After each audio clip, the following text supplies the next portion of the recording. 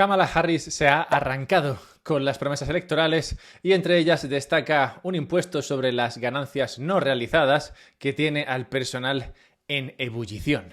Taxing unrealized gains. Unrealized capital gains tax. Unrealized capital gains. The tax on unrealized gains. A mí me parece el típico ejemplo de apuntar hacia la luna porque si fallas le darás a una estrella.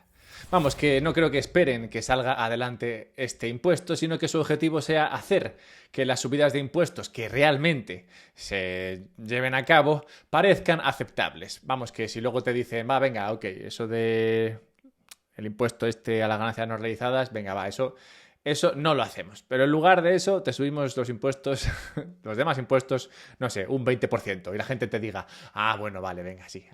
Ahora eso está mucho mejor, ¿eh? Venga, gracias. Así sí.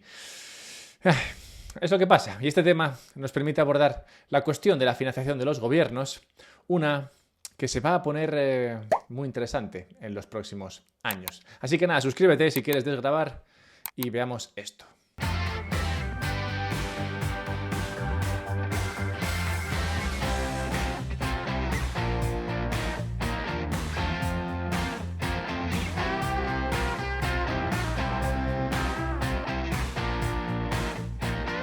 El nuevo paquete de impuestos propuesto por Kamala pretende recaudar unos 5 millones de dólares en Estados Unidos. Entre los cambios que ofrece Kamala, destaca, como digo, la introducción de ese impuesto sobre las ganancias no realizadas, un impuesto que aplicaría a aquellos cuya riqueza sea superior a los 100 millones de dólares. Así que, bueno, puedes estar tranquilo. La idea original fue de Ron Wyden, quien propuso esto allá por 2021.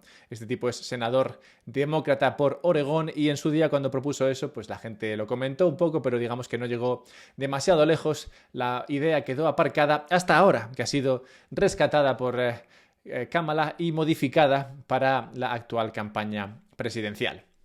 ¿Cómo funcionaría esto de meterle un impuesto a las ganancias no realizadas? Bueno, pues mejor es verlo con un ejemplo. Imagina que tú compras acciones de una empresa por $1 millón. Imagina fuerte. Bueno, pues imagina que esto ocurre y al año siguiente esas acciones se revalorizan hasta los 1,5 millones. Es decir, suben un 50%, es decir, eres el genio de las finanzas.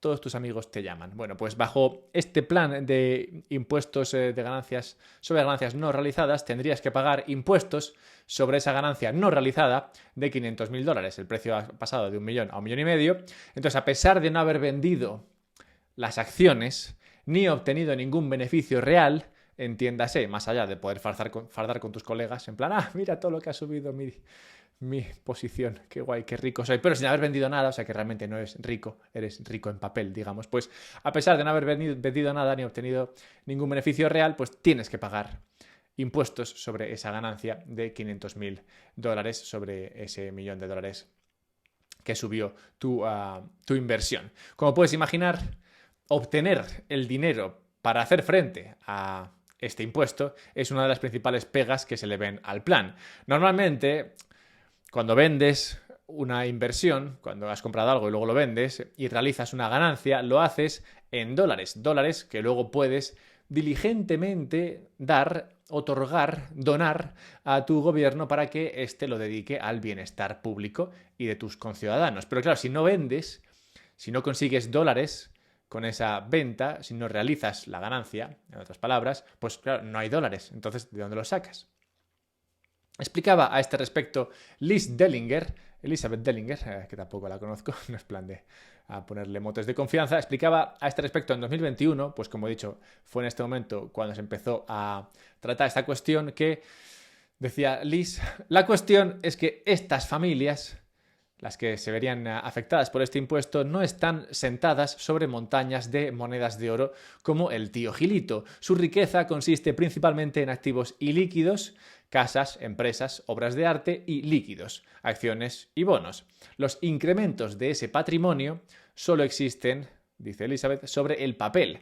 Y tampoco hay forma de hacer un seguimiento diario del valor de mercado de estos activos, como van subiendo y bajando de precio diariamente, si no hay un mercado, digamos, en el que se le ponga precio diariamente a esto. Como todos los activos ilíquidos, el aumento del valor de los inmuebles por ejemplo, estaría a un paso básicamente de ser imaginario, pues todo activo, líquido o ilíquido, solo vale lo que alguien está dispuesto a pagar por él. Esto es doblemente cierto en el caso de los activos ilíquidos. Pues alguien tendría que estimar el valor de esos bienes potencialmente únicos en el mercado. Y se pregunta Elizabeth si alguien piensa, o si alguien es capaz de pensar, que no se va a engañar con esta cuestión. Pues claro, si no se vende algo en mercado, ¿cuál es el valor que tiene esa obra de arte? ¿O cuál es el valor que tiene una casa? Pues alguien tendrá que tasar eso. Y en función de esa tasación tendrás que pagar miles de dólares más o menos, o puede que no tengas que pagar nada, en función, como digo, de esa tasación. Lo cual me permite augurar carreras muy lucrativas en el campo de la tasación. Ya te digo yo que el que se dedique a la tasación, si esto sale adelante, serán tipos que podrán comprarse múltiples viviendas. Bueno, pero incluso la valoración de activos que cotizan en mercados públicos, esos activos que pueden ser, pues eso, acciones, bonos, incluso estos presentan problemas, pues el precio de un activo no quiere decir que este sea su valor o el valor que la persona que tiene ese activo va a poder realizar si efectivamente lo vende. Por ejemplo, la venta de un gran paquete de acciones puede suponer una prima sobre el precio que se ve ahora en el mercado o un descuento sobre el precio que se ve ahora en el mercado. Por poner un ejemplo, en 2021 todos conoceréis a algún criptobro que era muy rico. Pues la valoración de sus tokens, de esas shitcoins que tenía en su cartera, se había ido a la nube y, bueno, a las nubes, digamos, y eran muy ricos, pero en papel, en función del precio que ese token tenía en el mercado. Pero al tratar de vender esos tokens a ese precio que veían en el mercado, muchos descubrieron que el valor real de ese token no era el mismo que nos decía el precio, sobre todo si tenían inversiones muy concentradas en pequeños tokens. En esos casos, vender algo que ponía de precio 10 y acabar vendiéndolo a 5, pues la verdad es que no era nada extraño. Así que por estos problemas que presenta esta propuesta de impuesto y otros problemas que no he tratado, pero que también, digamos, que se pueden desprender de lo que he dicho, es muy probable que este impuesto a las ganancias no realizadas no salga adelante. Es más, incluso si los demócratas, si el partido de Kamala Biden, bueno, o Kamala Wiltz, sale adelante obteniendo una mayoría en el Congreso tras las elecciones de noviembre, incluso en ese caso se enfrentarían a una importante oposición política contra estos impuestos. Y no solamente esto, sino que además es casi seguro que se impugnaría jurídicamente si se llega a implementar este tipo de impuesto, pues el hecho de que sea una obligación dirigida a una parte muy concreta de la población hace que tenga cierto tufillo inconstitucional. Pues al final casi tú dices, no, voy a poner este impuesto, pero tranquilos, plebeyos, solamente se lo voy a poner a aquellos que ganan, a aquellos que tienen una riqueza superior a los 100 millones de dólares, pues implica poner el dedo muy específicamente en una pequeña parte de la población y hace que esa igualdad de todos frente a la ley empiece a desaparecer. De modo que muy probablemente, teniendo en cuenta además quiénes son los sujetos pasivos de este impuesto, que están bien financiados, digamos, pues es probable que esto se pelease en los juzgados. Por tanto, como esto no creo que salga adelante, lo importante es el contexto en el que esta propuesta se lanza.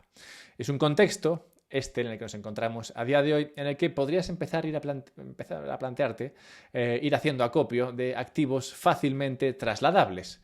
Porque, como veréis, en más o menos 1 minuto y 30 segundos, ya hemos pasado por esta situación antes. Así que igual lo que va a decir el sponsor del vídeo de hoy igual te interesa. Si tienes una empresa y quieres comprar Bitcoin para la tesorería de tu empresa, si quieres guardar en la tesorería este activo tan duro, tan querido entre nosotros, pues puedes hacerlo, porque Relay te permite esta funcionalidad, la compra de Bitcoin para empresas, y no solamente esto, sino que Relay también te ayuda con todo el papeleo para que Hacienda siempre tenga todas las cosas que Hacienda solicita. Pero bueno, lo interesante de usar Relay con esto es que no solamente te permite, como digo, conseguir todo el papeleo, sino que también te permite comprar Bitcoin más barato, pues los planes para empresas son más baratos que los planes para particulares. Así que si te interesa esto, no dudes en mandarme un mail, dejo el correo aquí y te pondré en contacto con su equipo de compra privada para que puedas acceder a este Bitcoin para tu empresa. Uno de mis políticos favoritos es Kwasi Kwarteng.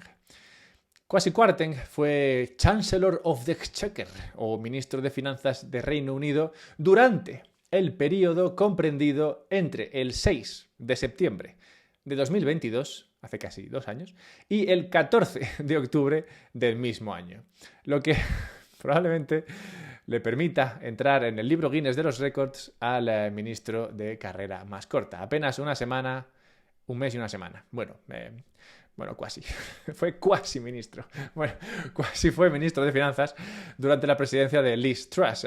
Liz tenía un plan para su gobierno que consistía en todo lo contrario a lo propuesto recientemente por Kamala Biden.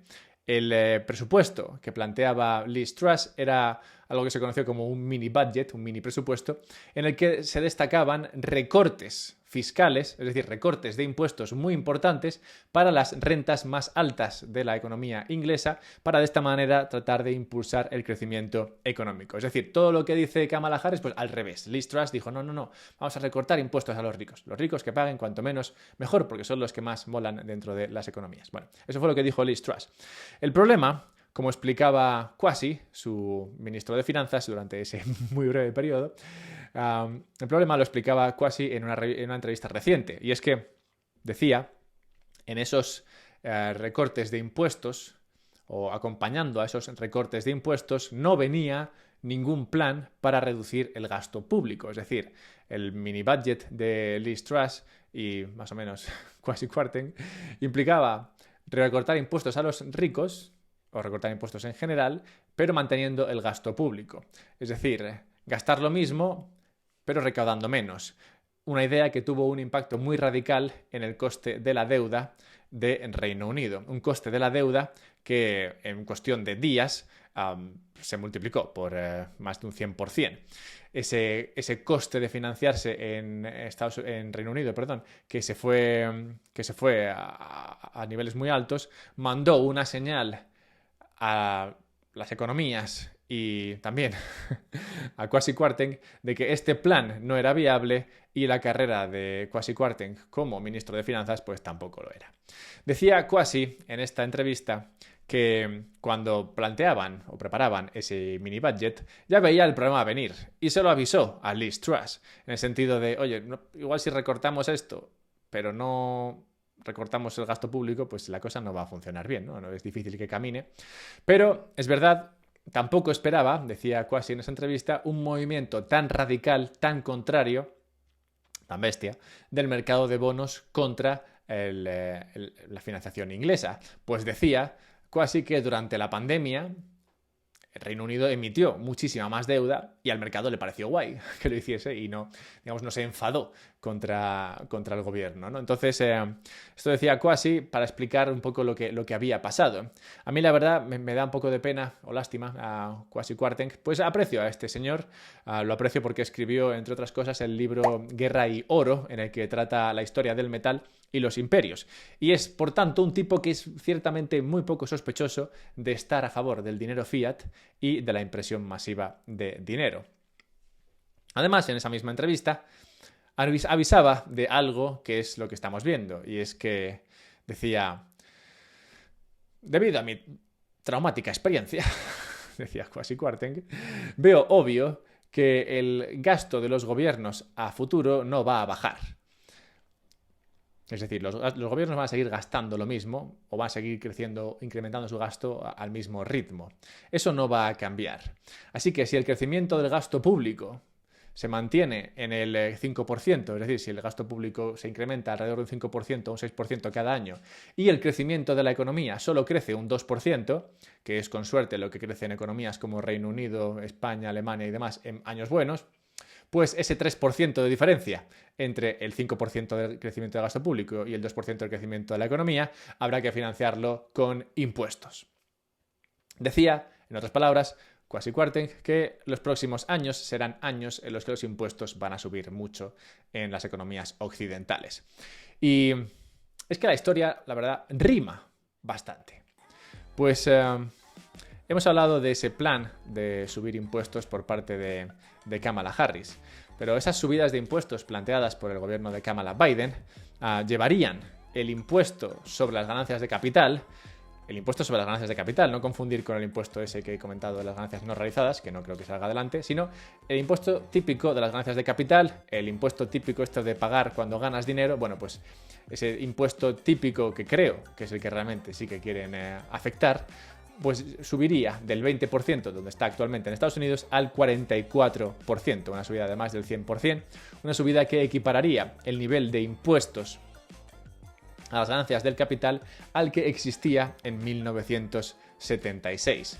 Un nivel al que llegó tras unos años de subidas en esa década de los años 70. Una década, la de los 70, que se parece mucho a la década actual, sobre todo si observamos qué pasó con la inflación en esa década de los años 70. Y puedes observar una fuerte subida de esta hasta niveles parecidos a los que vivimos entre el año 2021 y 2022. Y luego una bajada posterior de la inflación a niveles más aceptables. ¿Es casualidad o no que en ese mismo momento en el que la inflación subía fuertemente, que ganó peso en Estados Unidos la idea de subir impuestos a los ricos? Y es que esto tiene bastante sentido, ya que los momentos de inflación castigan mucho a la gente de a pie. Y los políticos aprovechan ese malestar de los plebeyos, digamos, para ganar puntos echando la culpa de la situación económica a los conocidos como los ricos. Si te preguntas qué pasó con la inflación en ese momento, en esa década de los 70, después de ese primer pico, pues bueno, quédate con que no quieres que se repita lo de los 70, aunque ciertamente haya bastantes puntos o probabilidades de que así sea. Bien, como te puedes imaginar, este problema de la falta de financiación del gasto público que afecta a Estados Unidos, afecta a Reino Unido, pero no se queda ahí, sino que afecta también al resto de Europa y a básicamente todo país en el que el sector público sea ya una parte importante de la actividad total.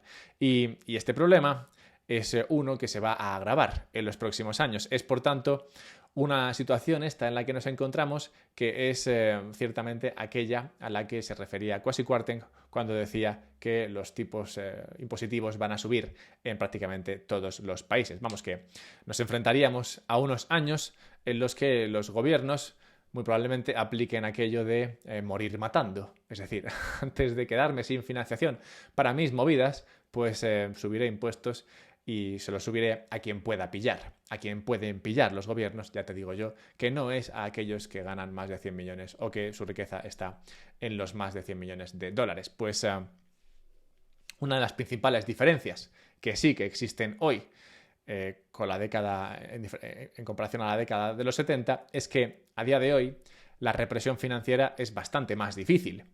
Y esto es más difícil hoy, no solamente porque existan activos que son fácilmente trasladables y difícilmente confiscables, como podría ser Bitcoin, sino que también existe la posibilidad de irse directamente a jurisdicciones alternativas, y hacer esto es mucho más fácil hoy que en los años 70. Así que lo que veremos será una confluencia de fuerzas. Por una parte, unos gobiernos tratando de subir tipos impositivos para ver a quién pillan, y por otra, una huida hacia activos, digamos, menos confiscables y también hacia países que sean menos pro confiscación. Y antes de cerrar el mañanero de hoy con la necrológica, dejadme simplemente recordaros que podéis suscribiros a la newsletter del podcast y así recibís un mail mío los sábados. El del próximo sábado será sobre la renta básica universal, aquello de lo que tendrán que vivir muy probablemente aquellos que se queden pringando en los países mientras les expolian financieramente. Y nada, si quieres recibir ese tema que engancharé con Bitcoin, claro, pues apúntate en la página web del podcast, unpodcastsobrebitcoin.com, y cerremos con la necrológica recordando la muerte en tal día como hoy de J.J. Thomson, quien ganó un premio Nobel en 1906 por haber descubierto el electrón. El electrón, como sabéis, es esta partícula, supongo, que está en un sitio y no está. ¿No? Tiene esta propiedad cuántica de estar en varios sitios y en ninguno a la vez. Bueno, pues yo te diría que en los próximos años apliques esta particularidad del electrón y que trates de estar en todos sitios y en ninguno a la vez. Esta es la mejor manera, probablemente, de que no te afecten ninguna de las propuestas impositivas que vienen.